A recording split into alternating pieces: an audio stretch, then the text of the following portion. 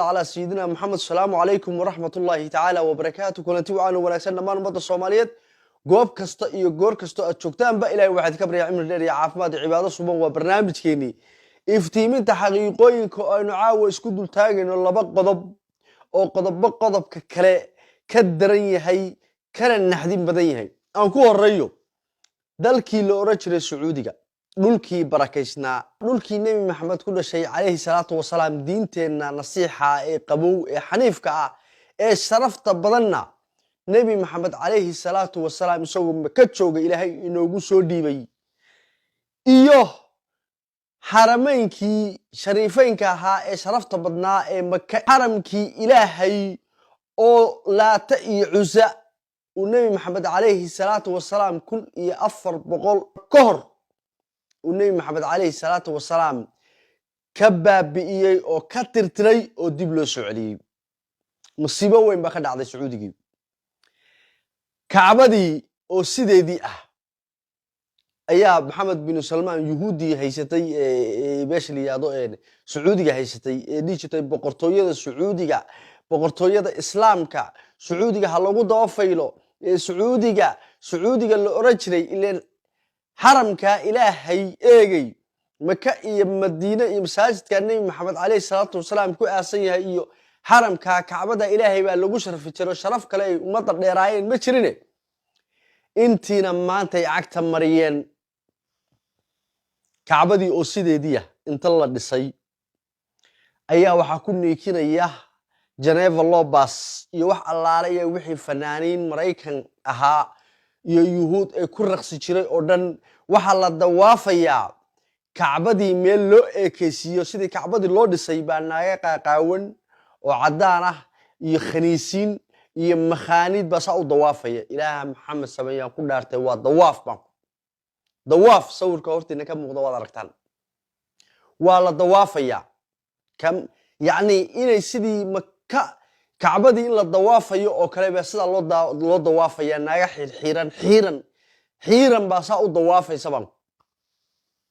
وح أنت سيدر سيفتي علي بن أبي طالب الله كره على النقطة والنبي محمد جعنتي سؤولي بي إلا بدأ عرب لهيد مكرنسان ونوشري وسيفتي سيدنا علي ولا بدأ عرب لهيد تي مثل جنب التلي ومثال كيدي ayaa Janaab Allah bas intay saa isku laabtay eegay bay ku niikinaysaa waa ku niikinaysaa yaani Nabi Maxamed alayhi salaatu wasalaam magaciisi Maxamed iyo Ali baa lagu niikinayaa seeftina waa lagu niikinayaa Kacbadii Ilaahayna waxa ku dawaafaya music baa lagu dawaafaya raqs baa ka dhacay horta wax inoo haray umada islaamka ah wax dambe oo u haray horta anu garan maayo meesha ugu dambeysay niman kale inaan islaam ahayn oo ay yahuudiyiin eegay oo aanay hatta asalkoodu inaan islaam meel ka soo gelin nimanka horta mar hore baan arkay nimankaas inaanay diin shaqo ku lahayn waxa soo dhan waxa ka dambeeyay Maxamed bin Salman iyo aabihii iyo inta nimankan amiirada sheegta eegay oo diinta islaamka ku ciyaaray Kacbadana سعودي ماله عربينا ماله كعبة إسلام كأردن با إسكاله بلاد إيجي أخا كعبة دي وطها وحالك كارتا ولا تيعزوي كون يافر بقول صنا كور أي النبي محمد عليه الصلاة والسلام كعنتي سكدومي ما أنت الدبة السعودية لا تيعز لقتها لا تيعز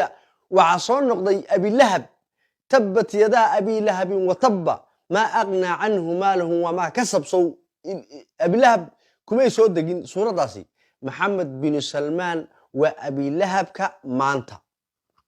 أبي لهب كمانتا أبينا وأبو جهل كمانتا أبي لهب كشرف بدن أبي لهب أيها كشرف بدن محمد بن سلمان أبو جهل با كشرف بدن وحوي وضق سلمان اللي سلمان حاجة سلمان بن هي إن الماء على السعود وحكى شرف بدن وككرامة بدن أبي لهب يا أبو جهل يا عتبة بن ربيعة يا أمية بن خلف باك شرف يا كرامة بطل قطع بحرم كلاهي ومكة ما شاء الله ضوافي ومد الإسلام كنا عارفين فرط واللي جيس الشيخ اللي جيس تصل أولي كنيم إنا لله وإنا إليه راجعون إنا لله وإنا إليه راجعون إلهي وأنا وحي تمرت يدعها إيجي وأكجيسني تمرت يدي أنتاس ويا إن أنا أفكا كشيغنو جعان هدا وحكي قبل كرنا وحكي قبل الله بإذن الله تعالى إن شاء الله وأنا لاقي قبلي قضب كان لباد بسول تاجي Soomaalida ku nool Denmark Scandinavianka Finland Denmark Norway Sweden iyo Jarmalka boorsooyinkiina saxiix xirta haddii aad saddexda qodob ku dhacdaan boorsooyinkiina diyaarsada nin xildhibaan ah oo liyado Dr. Abiib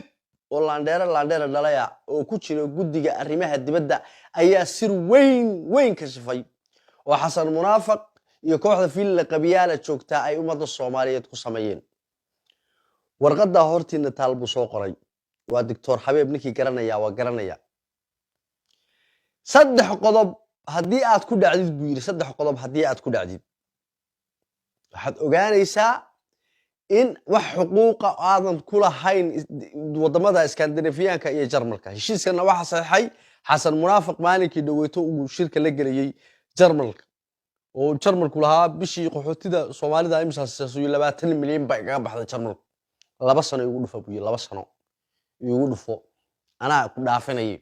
waatii wasiir dawlaha iimaan laawaha la wareystay waatuu yiri maya 16 qof oo waxa weeye dambiye galay baa dib loo celinay sheekadu intaynu niqina waa dhaaftay Dr. Abiib ba arrinkii maadaama ninkan waa nin xildhibaan horta Dr. Abiib waa xildhibaan ka tirsan guddiga arrimaha dibadda ee Soomaaliya baarlamaanka Soomaaliya waxay u qaabilsan yihiin guddiga arrimaha dibadda buu ku jiraa ninkan waa ninka hadda ka hor fashilay dhaqaalaha lagu cunayo deynta lagu qaato magaca Soomaaliyeed ninkii fashili jiray way ninkaas waxa u maleeyahay xitaa aan Muqdisho tagi karin hadda sababta Xasan Sheekh aad buu u raadiyaa iyo dumujadiid aad buu u raadiyaan madaxa inay gooyaan bay rabaan ninkaas warqadan soo qoray qodobka koobaad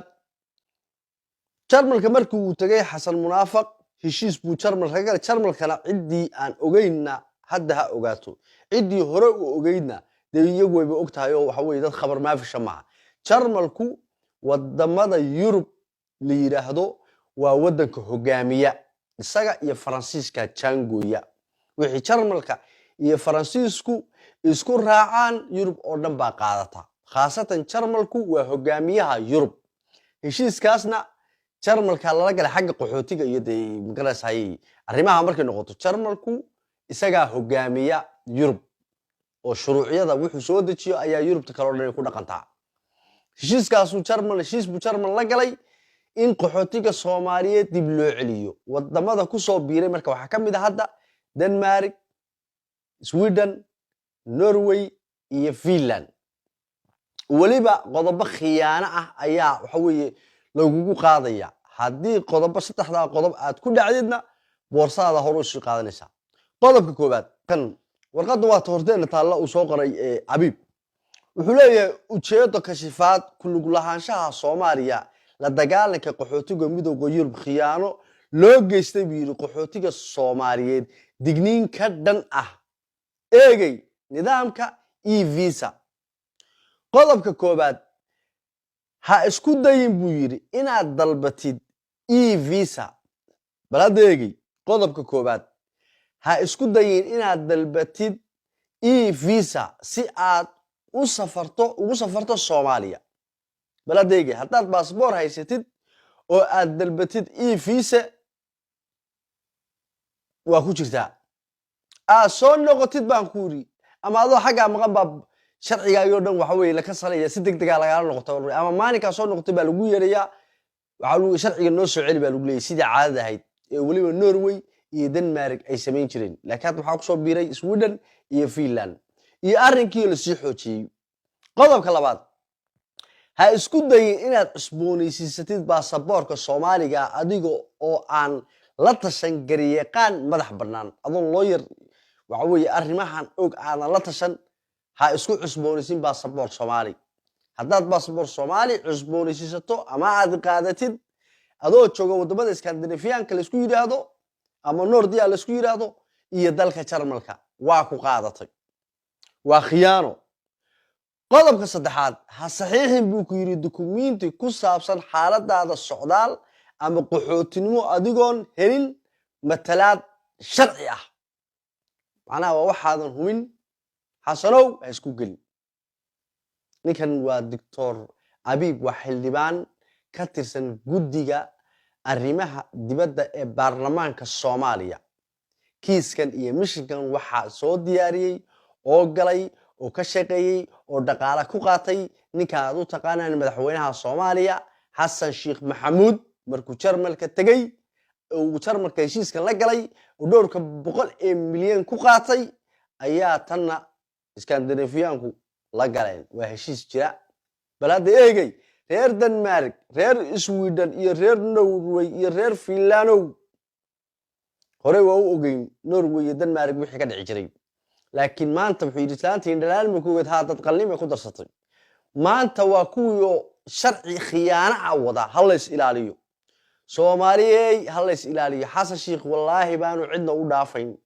kuwii qaburaha ku jiray ee dhintay lafahoodii la soo baxay kuwii Muqdisho joogay ee masaakiinta ah ee guryahoodii ku jiray guryahoodii bushashkoodii ku dumiyay maadu ku dhaafaya marka ninkan wuxuu qaadayaa meeshan xiiraba allow xiin maray ee digtoonaada Soomaaliyay digtoonaada iskana ilaaliya e-visa hal iska ilaaliyo war barnaamijka share gareeya oo isgaarsiiya eegay qof Soomaaliyeed oo waxa weeye soo tahriibay oo qurbo u soo baxay oo dad sugayaan oo ehel iyo hooyo iyo aabba iyo walaal iyo dad ka yimi ummadda Soomaaliyeed wax tarayay in halka la qabto anagu marnay barnaamijka share gareeya oo isgaarsiiya Xasan Munaafiq waa aleelaqaad reer Scandinavian oo dhaxaad reer Sweden iyo reer Denmark iyo qaraysayay waliba reer Finland iyo reer Sweden oo dhibaato weyn idinku meedan qabin laakiin maamooyinka eegay iyo waxa weeye dadka waaweyn ee waayeelka ah eegay khaasatan arrinkan hal la gaarsiiyo ee aan waxna qorin waxna aan akhrino dalkii ay yimaadeen aan wax ka baran horeyna siday noo soo korinayeen oo alyoom noogu raadinayeen oo ubadka ay u korinayeen nagu soo tiiriya tacab beelay maanta yaan la gaadin baladeega reer Sweden oo Islaaliya reer Finland oo Islaaliya reer Denmark iyo reer Norway wixii hadhayo idinkuna Islaaliya dukumiinti aadan macnihiisa fahansaneen oo lawyer u qaban lahaa saxiixin e-visa ha isku dalbanin baladeega cagta meesha digaysan eega Xasan Munaafiq waa idin iibsaday reer Scandinavian reer Jarmal de horbu iibsado kaash ugu qaato barnaamijkaasi share gareeya khayr iyo baraka idin rajaynayo assalamu alaykum wa rahmatullahi ta'ala wa barakatuh